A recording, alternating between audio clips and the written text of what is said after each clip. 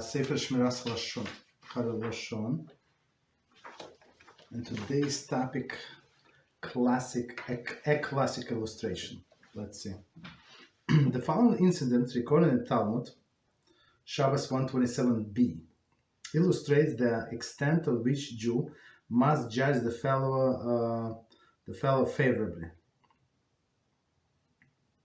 That's a famous story. Okay, so it says, a man from Israel, Upper Galilee, hired himself out for the 3 years for someone living in the southern portion of the land. So today I would say maybe it's a 3 hours drive or so, right? Southern portion of the land. At the end of 3 years, on Yom Kippur, the workers requested the wages so that he could return home and feed his family. Okay, then just so you understand, many people used to work like that. They would go away, for some time, for a year, half a year, for a season. They won't come back, and we actually have a very interesting clip coming up about such a worker. I recorded, we did not process it yet, but it's going to be very interesting. Okay, so he went for 3 years, okay, and he was about to leave, and he asked for money. So Yom Kippur means it's after the harvest. So meaning he did all of the job, whatever he was hired to do, and he prepared to leave. His employer responded, "I have no money." "Then pay me with fruit," said the worker. "I have none." Right, so the guy he sees all of the orchards, right? Everything, like you have no fruits, like, okay. "I have none." Came reply, "Pay me with land." "I have none." "Pay me with livestock." "I have none." And the guy is working on a farm, he sees everything. "Pay me with the pillows and blankets." "I have none." The worker slung his bag right over his shoulders and headed home, bitterly disappointed. So can you imagine 3 years working and for nothing? Okay. And he sees, it's like he's not crazy. He sees the blanket, he sees the pillows, he sees the land, sees the livestock, everything. Okay.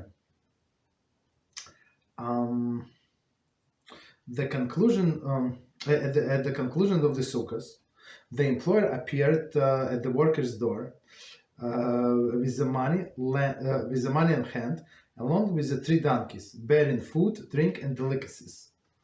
The food was brought inside, and 2 of them joined hearty meal together. Afterwards, the employer paid the worker in full. Okay, so from just so we understand what is going on. It was before Yom Kippur. Yom Kippur is 10th of Tishrei. Then on the 15th starts Sukkot, and it's in the end of the story. So we're talking about maybe two weeks later he showed up. Okay. 2 weeks later he showed up, and it took him a very long time, like the way, like logically, right? I mean, it does not say here, but I just thought of it. So he probably left almost after this guy, almost. Okay, to get there in 2 weeks. Okay, continue. The employer then asked, right? So he paid him, and then he asked, "When you ask me for your earnings, and I replied that I have no money, what did you think?" The worker replied, "I thought that perhaps the deal that you could not pass up came up along, and you have used all your cash for that, right? So sometimes you need cash fast, right? Okay, and you use all your cash. And when I said I have no land, and the land is there, right? So what does it mean?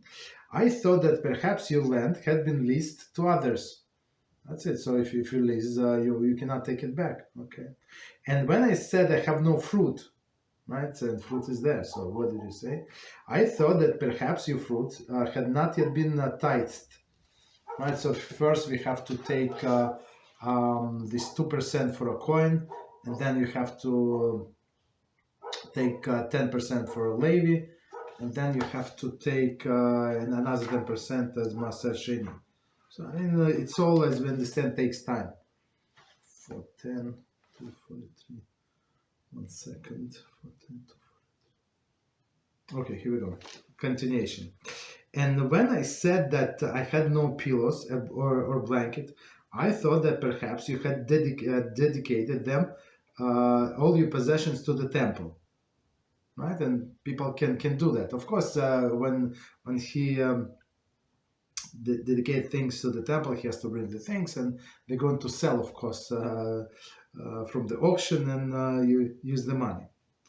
The employer exclaimed, I made an oath that that is exactly what happened. I make an oath. That's exactly what happened. Just as you judge me favorably, so too should the omnipresent judge you favorably. And indeed, the sages teach, one who judges his fellow favorably is judged favorably by heaven. Okay. So it's very, very interesting story. And of course, it's a classic story, and which we should try to live up to the standards. But again, we must remember there is people that we must judge favorably, and some people that we have no right to judge favorably. Okay, so it depends. But in this case, looks like he was nice to that person all during the last 3 years. So now if something different, like he behaves different, don't judge that he's trying to steal your money, this and that. So, okay. Any questions on what we said?